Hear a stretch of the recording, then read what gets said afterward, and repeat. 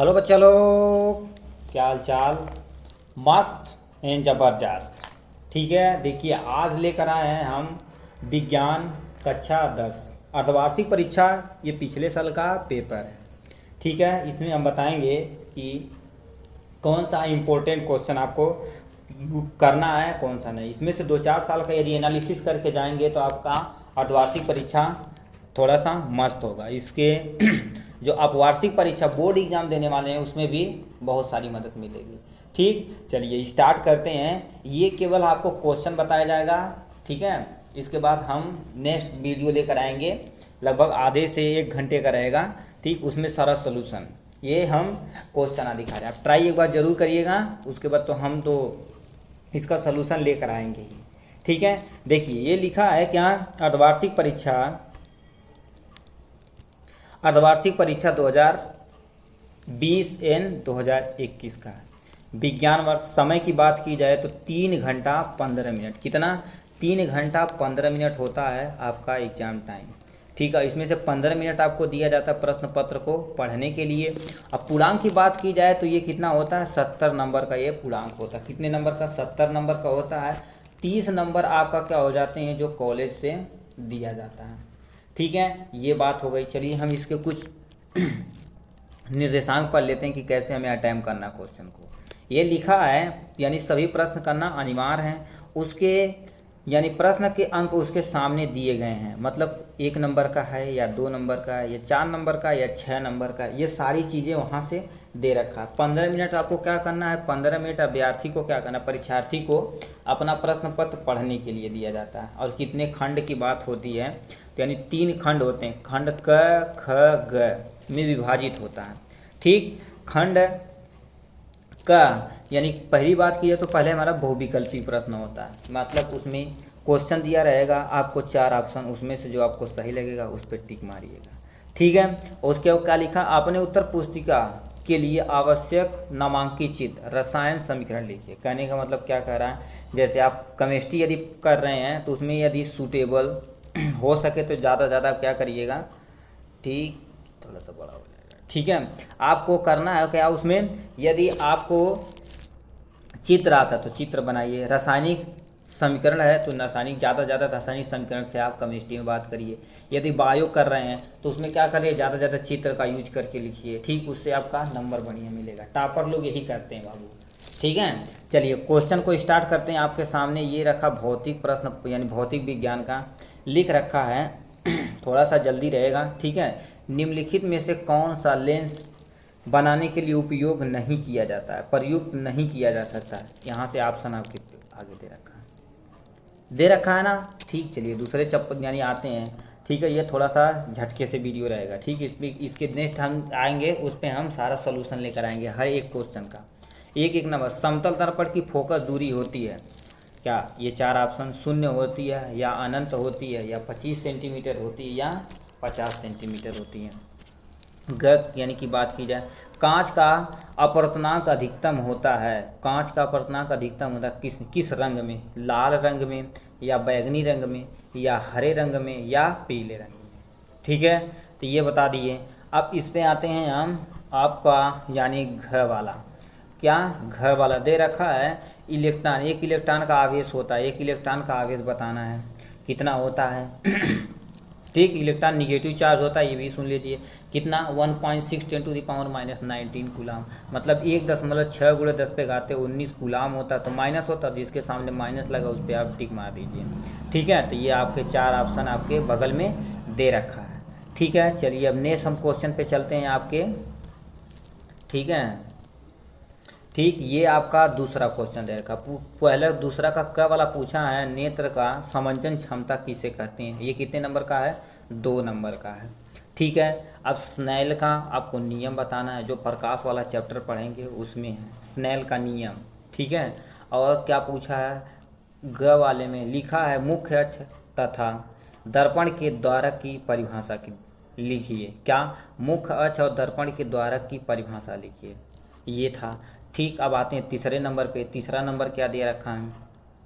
तीसरा नंबर हमें दे रखा है उत्तल लेंस तथा अवतल लेंस में 2-2 इसका उपयोग लिखना है। ये 4 नंबर का आपके सामने है। ठीक, यदि ये नहीं आता अथवा करके नीचे दिया गया है, अथवा चल के क्वेश्चन आपको सॉल्व करना, लिख देख रखा है 15 सेंटीमीटर फोकस दूरी वाले अवतल दर्पण के सामने 30 सेंटीमीटर दूरी पर 2 सेंटीमीटर लंबी लंबाई एक वस्तु रखी है। ठीक है, प्रतिबिंब की स्थिति व आकार की गणना करना है। ठीक है, स्थिति बतानी और आकार का गणना भी करना है। ठीक, चलते हैं तीसरे के ख वाले पे। तीसरा ख वाला क्या पोर्शन दे रखा है? दे रखा है एक निकट दृष्टि दोष वाला व्यक्ति 20 सेंटीमीटर दूर स्थित पुस्तक को पढ़ सकता है। पुस्तक को 25 सेंटीमीटर दूरी पर रख कर पढ़ने के लिए उसे कैसा और कितने फोकस दूरी का यानी लेंस चश्मे में प्रयुक्त किया जा रहेगा। ठीक, तो ये इसके आकार में बताना है आपको। ठीक है, और क्या दिया है आपको यहाँ से देखिए दे रखा है।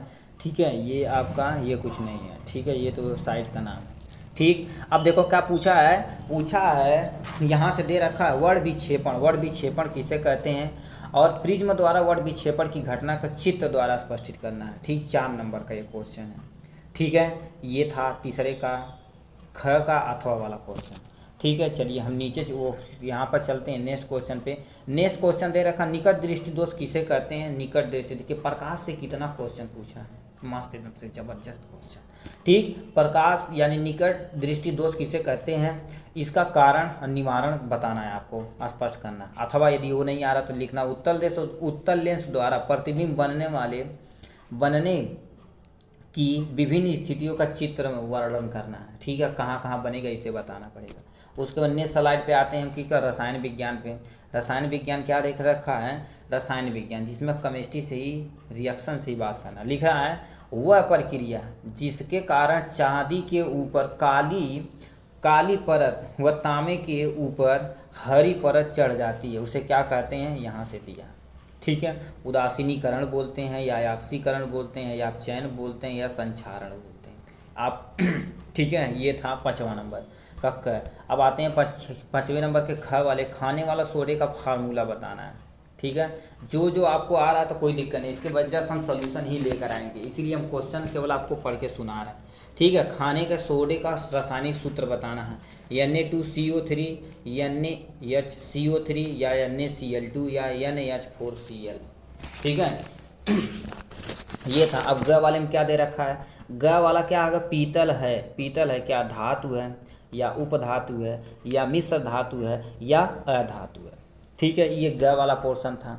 अब आते हैं घ वाले पोर्शन पे। ठीक है, यहाँ से घ वाले पोर्शन पे हमें जाने से पहले क्या करना पड़ेगा? यहाँ से थोड़ा सा इसे हम तू भाई यहाँ जा। ठीक है, ठीक, चलिए इस पे हम देख लेते हैं। थोड़ा सा लिखा है 6वां का क, अयस्क का क्या होता है और अधात्री किसे कहते हैं? ये 2 नंबर का है। ठीक है, उसके यानी 6वें का ख लिख देते हैं। ग्वाला ताज़े दूध को यानी थोड़ा बेकिंग सोडा क्यों मिलाते हैं, इसके बारे में आपको बताना पड़ेगा। ठीक है, और क्या दे रखा? ग वाला संयोजन पर यानी अभिक्रिया का उदाहरण देकर आपको स्पष्ट करना है। ठीक है, ये 2 नंबर का है। ठीक, अब आते हैं किस पे? 8वें नंबर पे क्वेश्चन पे। 8वां का 2 होता, अथवा करके दिया रहता है, ये 4 नंबर का रहता है। ठीक, प्लास्टर ऑफ पेरिस का रासायनिक सूत्र बताना है और अणुसूत्र लिखिए, इसे कैसे बनाया जाता है रासायनिक समीकरण द्वारा बताना है। ठीक, यदि आपको वो नहीं आ रहा है तो ये अथवा करके दे रखा है। ठीक है, अथवा करके देख रखा है, इसको क्या करना है? संतुलित करना है। निम्नलिखित समीकरण को किसे यानी समीकरण किसे कहते हैं? संतुलित समीकरण किसे कहते हैं और निम्न को संतुलित करना है। जैसे यहाँ से दिया है 2 ऑप्शन, MgO + O और एरो लगा दिया, प्रोडक्ट हमें क्या मिला है? MgO, और दूसरा दिया है KClO3 और इसका तुम्हारा क्या होता? प्रोडक्ट बना दिया है। ठीक, आते हैं 8वें नंबर पे। 8वां नंबर क्या दे रखा है? 8वां नंबर देख रखा अयस्क से शुद्ध धातु के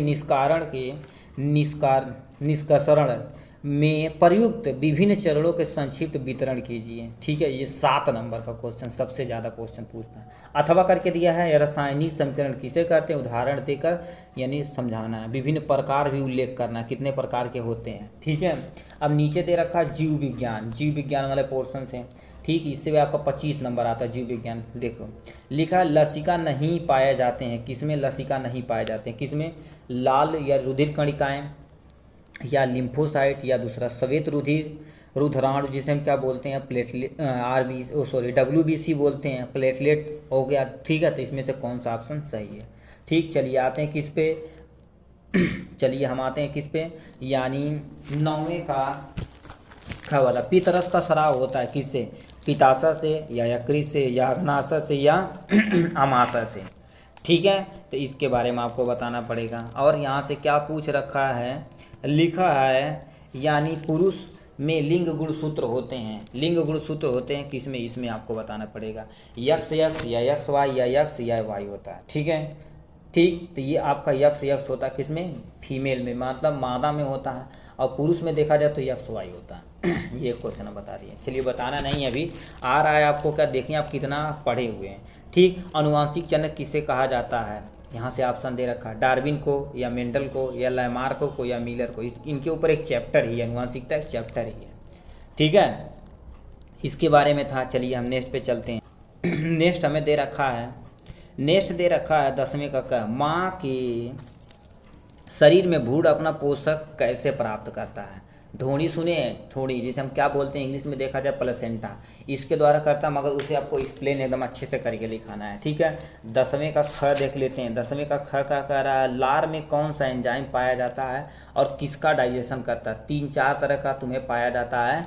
ठीक है, लार ग्रंथियाँ होती हैं 3-4 तरह की, 3 तो जोड़े में लार ग्रंथियाँ होती हैं, तीनों बताती हैं, तीनों कुछ ना कुछ बहुत सारी एंजाइम निकालती हैं, उन्हें बताना पड़ेगा। ठीक, अब पूछा पर परागण होने वाले 2 लाभ बताना, 2 नंबर का है। ठीक, 11 नंबर यहाँ से दिया है। 11 नंबर पूछा लैंगिक तथा अलैंगिक जनन में 4 अंतर स्पष्ट करना। लैंगिक तथा अलैंगिक जनन में 4 स्पष्ट करना है। और दूसरा दे रखा है मनुष्य के वृक्क की संरचना संरचित करना है, ये 4 नंबर का है।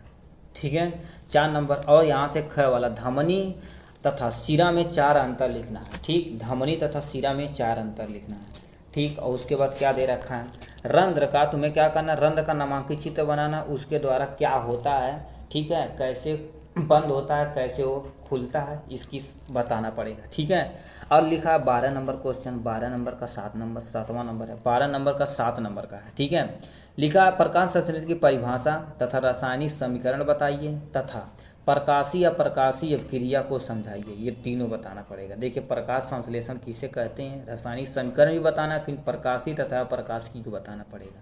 ठीक, उसके बाद लास्ट एंड फाइनल दिया अथवा करके, वो नहीं समझ में आ रहा तो जनसंख्या वृद्धि से होने वाले हानि बताना, जनसंख्या को रोकने के लिए विभिन्न उपाय बताना था। ये था हाई स्कूल का टोटल, यानी क्लास 10 का 10th का 2020 और 2021 का पेपर। ठीक, इसके बाद जस्ट मिलेंगे 2021 एंड 2022 का, और इनके साथ साथ सॉल्यूशन पे भी। चैनल को सब्सक्राइब कर लिए, इससे भी कोई भी हम नोटिफिकेशन आएंगे। क्लास 9th का मैथ भी कराया जाएगा, हिंदी भी कराया जाएगा, साइंस भी कराया जाएगा, सभी सब्जेक्ट कराए जाएंगे। ग्रामर का पोर्शन हम स्टार्ट किए हैं, आप आराम से वहाँ से जाके सीख सकते हैं। ठीक, पढ़ाई करते रहिए दोस्तों, ऑल द वेरी बेस्ट।